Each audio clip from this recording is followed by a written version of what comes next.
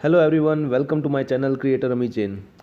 एक good news ये है कि सीबीएसई वालों ने 30% आपका पोर्शन है वो रिड्यूस कर दिया है। तो किस हिसाब से रिड्यूस किया है वो देखते हैं। एक्चुअल में इन्होंने चैप्टर कम नहीं किए हुए हैं, चैप्टर उतने के उतने रखे हुए हैं।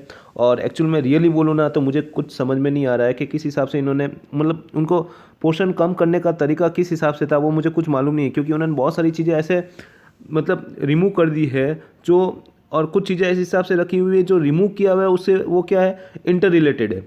मतलब वो करना ही पड़ेगा तभी वो चीज़ आएगी, नहीं अदरवाइज वो चीज़ आने वाली है नहीं है। कुछ नहीं, देखते अपने। फर्स्ट उन्होंने क्या रखा हुआ है, रियल नंबर में उन्होंने यूक्लिड डिवीजन लेमा है, ठीक है ना, यूक्लिड डिवीजन एल्गोरिदम है, वो पूरा का पूरा उन्होंने हटा दिया है, ठीक है। तो बाकी दूसरी एक्सरसाइज बोल सकते हैं 1.1 पूरी हट गई है। और बाकी उस पर बहुत सारे क्वेश्चन बनते हैं, एलसीएम निकालना, एचसीएफ निकालना, ये भी यूक्लिड डिवीजन लेमा के थ्रू ही बनते हैं। वो रिमूव हुआ है कि नहीं हुआ है एग्जैक्टली कुछ मालूम नहीं है। प्रूव दैट करना है, √2 √3 इरेशनल नंबर है, वो भी रिमूव है कि नहीं है, ठीक है। तो वो अपने नहीं बता सकते एक्चुअल में, ठीक है। इन्होंने सिर्फ इतना दे दिया यूक्लिड डिवीजन लेमा है, वो पूरा टॉपिक क्या हो गया है, रिमूव हो गया है। तो अपने मान लेते हैं कि 1.1 पूरा का पूरा रिमूव हो गया है, ठीक है। वो पूरा का पूरा किस पे डिपेंड है, यूक्लिड डिवीजन लेमा है, और बाकी सारी एक्सरसाइज अपने को करनी पड़ेगी। उसके बाद में आता है पॉलिनोमियल। अब पॉलिनोमियल में तो डिवीजन आना चाहिए, अब डिवीजन नहीं आ रहा है तो मैथ सीखने का कोई। अब पॉलिनोमियल में इन्होंने एक्चुअल में ये बोला हुआ है, statement and simple problem on division algorithm for the polynomial with real coefficient, ठीक है। मतलब डिवीजन वाले जो भी प्रॉब्लम्स है वो सब आने वाले नहीं हैं। तो पॉलिनोमियल में एक सिर्फ बचता है जीरोज़ निकालना, कि जीरोज़ निकालना सीख लो, मतलब फैक्टराइजेशन करके एक्स की वैल्यू निकालनी है, बस वो रहता है, बाकी कुछ करने की ज़रूरत नहीं है, ठीक है। बाकी करना नहीं है, डिवीजन वाले क्वेश्चन आने वाले नहीं है, इधर क्लियरिफाई किया हुआ ही है पहले से ही, ठीक है। उसके बाद में चैप्टर रहता है third, linear equation in 2 variable. उन्होंने इधर क्लैरिफाई करके दे दिया कि क्रॉस मल्टीप्लिकेशन मेथड नहीं करना है, पूरा रिमूव है। चलो ये इन्होंने अच्छे से कंप्लीटली बता दिया है।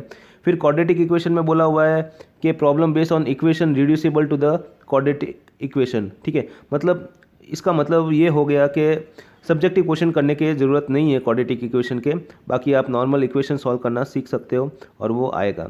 उसके बाद में अरिथमेटिक प्रोग्रेशन है। अरिथमेटिक प्रोग्रेशन में एक्चुअल में इन्होंने ये बोला हुआ है, applicable in the solving daily life problem based on the sum of to the n term. बोले तो एस एन का फॉर्मूला जहाँ अप्लाई हो रहा है, S N equal to n/2 2a + n-1d वाला जो फॉर्मूला है वो आने वाला नहीं है। बाकी आप टर्म वाले फॉर्मूला सीख सकते हो, वो आपके एग्जाम में पूछ सकते हैं। उसके बाद इन्होंने क्वाड्रेटिक ज्योमेट्री में एरिया ऑफ ट्राइंगल हटा दिया है, जो सबसे ज़्यादा इजी था, स्टूडेंट इसमें स्कोर करते हैं, वो हटा दिया इन्होंने, ठीक है। और बाकी जो सेक्शन फार्मूला है और वो डिस्टेंस फार्मूला है उसके बेस पे क्वेश्चंस आने वाले ही है, ठीक है। उसके बाद में ट्राइंगल में सबसे ज़्यादा मजाक किया है सीबीएसई वालों ने, 2 प्रूफ दैट हटा दिए हैं, 2 थियरम जो एग्जैक्टली पूछते ही है एग्ज़ाम में। एक तो कौन सी है, रेशियो ऑफ स्क्वायर वाली थियरम, ठीक है ना, और दूसरी है if the square of the one side equal to the sum of the square of the other side of the 2 sides and the angle opposite to the first side of the right angle triangle, ठीक है ना। ये सब पूरी मतलब 2 basic theorem वो जो करके जाते थे स्टूडेंट, जो मतलब बच्चे मार्किंग मतलब स्कोर करने के लिए कैसे भी करके ये 2 थियरम रट्टा मार के जाते थे, वो भी हटा दी।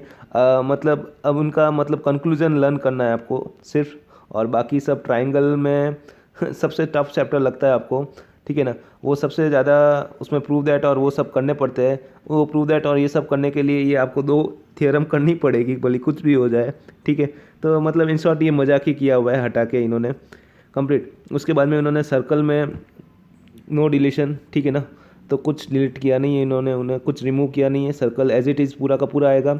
उसके बाद में रहता है कंस्ट्रक्शन में उन्होंने क्या कर दिया है, हाँ ये इन्होंने अच्छे से क्लैरिफाई करके बताया हुआ है कि सिमिलर ट्राइंगल है वो उनका कंस्ट्रक्शन नहीं आएगा, सिर्फ आपके सर्कल वाला और उसके टेंजेंट बनाने का थियरम पूछ सकते हैं।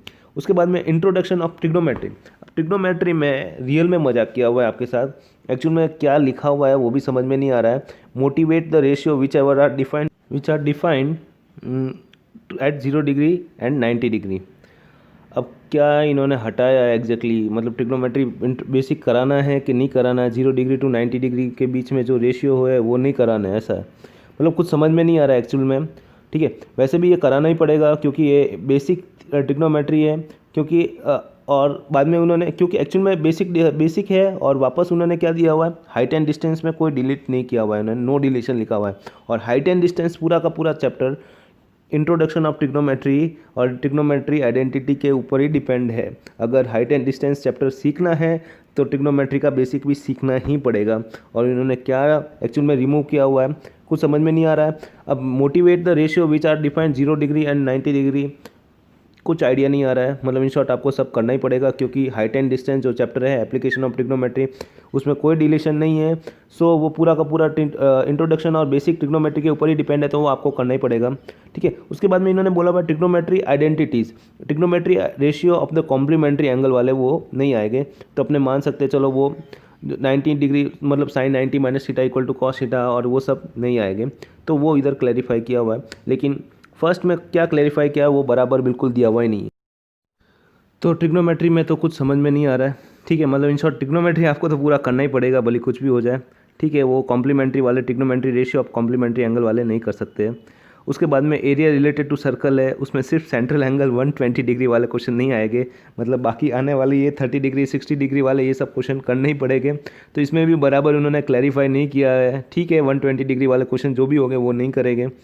उसके बाद में मतलब चैप्टर तो पूरा करना ही पड़ेगा, ऐसा है इन शॉर्ट, आपको ऐसा है कंप्लीट। उसके बाद में सरफेस एरिया एंड वॉल्यूम वाले में फ्रस्टम वाले क्वेश्चन नहीं पूछे गए। चलो ये इन्होंने एकदम एग्जैक्टली बताया हुआ है, फ्रस्टम ऑफ कोन वाला नहीं आएगा, बाकी सब पूछ सकते हैं। चलो इधर तो एकदम अच्छे से क्लियरली बताया हुआ है।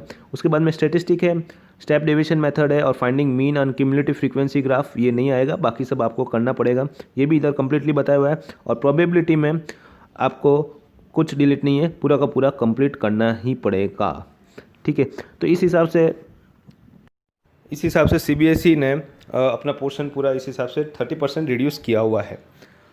लेकिन एज ए स्टूडेंट थोड़ा कन्फ्यूजन रहेगा ही कि कौन सा टॉपिक करना है एग्जैक्टली, कौन सा एग्ज़ाम में आने वाला है नहीं आने वाला है। इससे थोड़ा पैनिक होना ही पड़ेगा एज ए स्टूडेंट को, और वो थोड़ा कन्फ्यूज़ हो ही जाएंगे कि ये मतलब टॉपिक कर रहे हैं या नहीं कर रहे। और कुछ टॉपिक तो आपने देखा ना, जैसे ट्रिग्नोमेट्री में सब इंटर रिलेटेड ही है सारे के सारे। मतलब उनको 8 चैप्टर करना है, हाइट एंड डिस्टेंस वाला चैप्टर करना है, तो ट्रिग्नोमेट्री बेसिक करना ही पड़ेगा। ठीक है, और ऐसा क्लैरिफाई नहीं किया हुआ है कि प्रूव दैट वाले क्वेश्चन नहीं आएंगे, वो नहीं आएंगे। मतलब थोड़ा प्रॉब्लम है ही है, मतलब थोड़ा कन्फ्यूजन है ही है। होपफुली बाद में सीबीएसई वाले कुछ ना कुछ चेंजेस लाएंगे। ठीक है ना, थोड़ा और क्लैरिफाई करेंगे तो थोड़ा स्टूडेंट को कन्फ्यूजन नहीं होगा कि उनको ये टॉपिक करना है या नहीं करना है। Thank you so much for watching, please like and subscribe to my channel.